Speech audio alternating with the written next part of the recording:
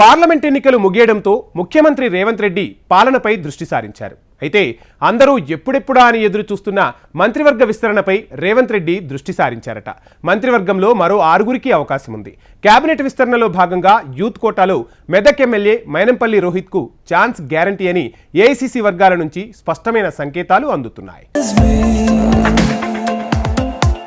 Parliament ఎన్నికలు ముగియటంతో తెలంగాణలో ఇప్పుడు చర్చంతా మంత్రివర్గ విస్తరణ చుట్టూనే తిరుగుతోంది. ఇటీవల సోనియా గాంధీని కలిసిన సీఎం రేవంత్ రెడ్డి మంత్రివర్గ విస్తరణ గురించి చర్చించారు. అందులో భాగంగా యూత్లో మంచి ఫాలోయింగ్ ఉన్న మెదక్ ఎమ్మెల్యే మైనంపల్లి రోహిత్ గురించి సోనియాతో ప్రత్యేకంగా చర్చించినట్టు సమాచారం.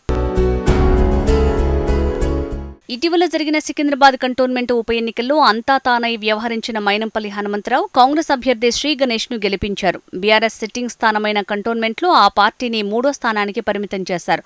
మరోవైపు బీఆర్ఎస్ ను భూస్థాపితం చేస్తానని శపథం చేసిన హనుమంతరావు తన కుమారుడు మెదక్ ఎమ్మెల్యే మైనంపల్లి రోహిత్ తో కలిసి కేసీఆర్ సొంత జిల్లాలోనే బీఆర్ఎస్ ను మట్టికరిపించారు. బీఆర్ఎస్ కు సిట్టింగ్ స్థానమైన మెదక్ పార్లమెంటు పరిధిలో 6గురు బీఆర్ఎస్ ఎమ్మెల్యేలు ఉన్నా ఆ పార్టీని 3వ స్థానానికి నెట్టేశారు.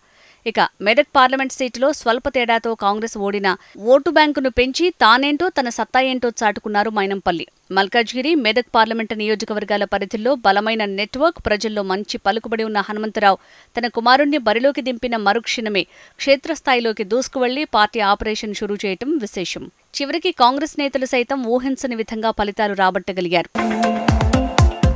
అటు మల్కాజ్గిరిలోని అన్ని సెగ్మెంట్లలో బీఆర్ఎస్ ఎమ్మెల్యేలు ఉన్నా ఈ ఎన్నికల్లో బీఆర్ఎస్ ఓటు బ్యాంకు తగ్గించి కాంగ్రెస్కు ఊపు తీసుకొచ్చారు. మల్కాజ్గిరి పార్లమెంటు పరిధిలోని సికింద్రాబాద్ కంటోన్మెంట్ ఉప ఎన్నికలో కాంగ్రెస్ జెండా ఎగురవేశారు మైనంపల్లి హనుమంతరావు.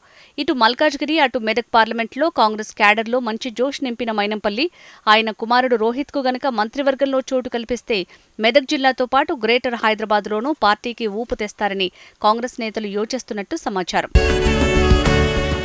ఇక మంత్రివర్గ విస్తరణ వార్తలు వస్తున్న నేపథ్యంలో రేసులో ముందు వరుసలో మాత్రం దేశంలోనే అతి పిన్న వయస్కుడైన ఎమ్మెల్యేగా రికార్డు సృష్టించిన మైనంపల్లి రోహిత్ పేరు ప్రముఖంగా వినిపిస్తుండటం విశేషం. రోహిత్ను కేబినెట్లోకి తీసుకుంటే యూత్లో కాంగ్రెస్కు మంచి ఊపు రావటం ఖాయమని ఏఐసీసీ వర్గాలు భావిస్తున్నాయి. ఈ తరుణంలో తన కుమారుడికి మంత్రివర్గంలో చోటు దక్కటం ఖాయమని హనుమంతరావు